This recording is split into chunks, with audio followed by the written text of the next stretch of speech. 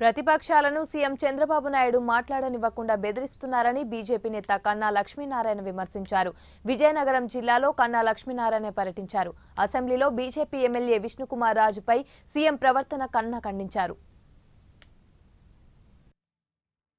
Floor leader Vishnukumar Raju గారు వాస్తవాలు చెప్పడానికి ప్రయత్నిస్తే అతను మాట్లాడినటువంటి భాష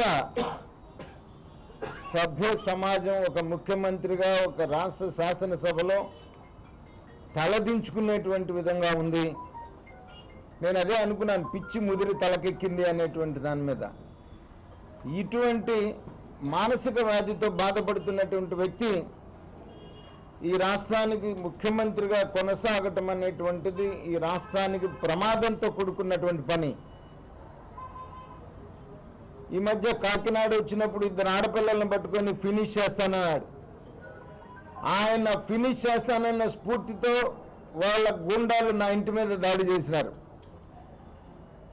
ఇవాళ ఒక ఫ్లోర్ లీడర్ని పట్టుకొని నిన్ను తిరగనీని జాగ్రత్త అని చెప్పేసి నువ్వు మాట్లాడతాం, ఆపకపోతే నిన్ను తిరగనీని జాగ్రత్త అని తిరగనీని అనేటువంటి పరిస్థితికి ఒక ముఖ్యమంత్రి మాట్లాడుతున్నాడంటే ఆంధ్ర రాష్ట్ర ప్రజలు సిగ్గుతో తలంచుకోవాల్సినటువంటి పరిస్థితి. ఇటువంటి ముఖ్యమంత్రి మన రాష్ట్రానికి ఉంటాం ఎంత దురదృష్టమో అంతకన్నా చెప్పేటువంటి పరిస్థితి కాదు.